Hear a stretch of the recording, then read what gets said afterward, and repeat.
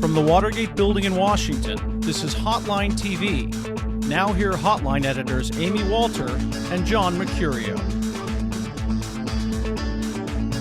Hello everybody, welcome back from Thanksgiving, and welcome back to Hotline TV. I'm Amy Walter. And I'm John Mercurio. Looks like one more Republican turkey got cooked over the break. Senator Trent Lott announced this morning that he is packing up his congressional bags. My question for you, though, Amy Walter, is this timing actually going to help or hurt Republicans trying to hold Isn't this interesting? Senate seat, the 6th Senate Republican open seat?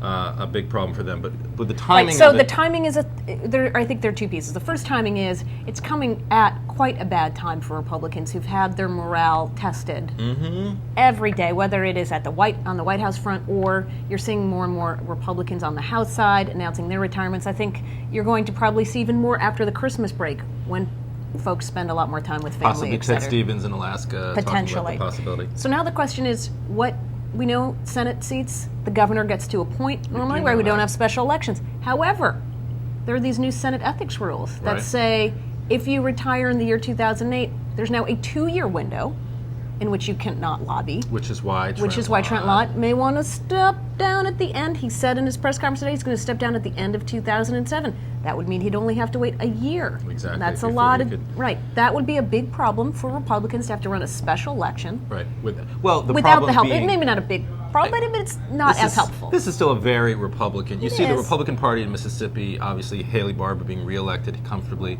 still alive and well, but not as strong as they might have been if they had the Republican national ticket running at the top of their ballot in November, which is what I assume we're talking about.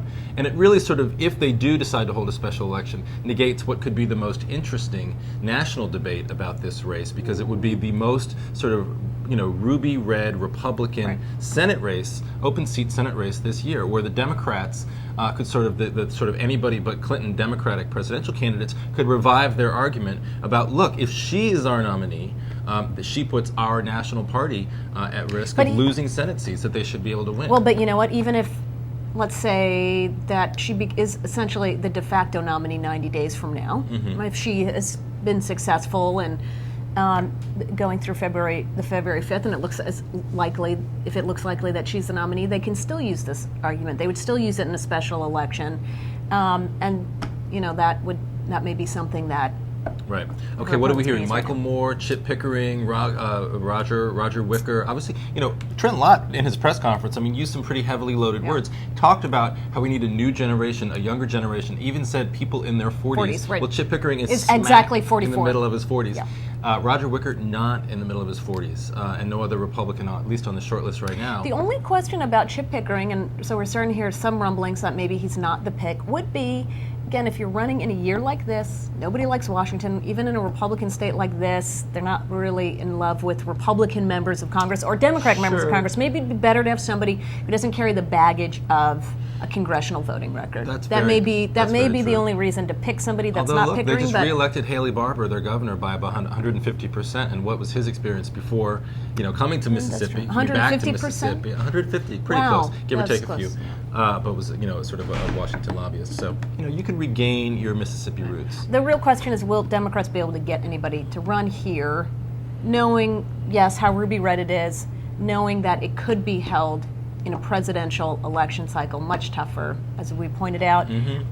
And if you're Gene Taylor, you've been able to hold on to your congressional seat. You finally get the majority back. Do you really want to give it that up just for Michael Moore? If Michael Moore does not get into this race, I think we take him off. Yeah, he's our officially list. off. He's officially not ever going to run for federal office. There we go. All right, well, that's enough turkey talk for me.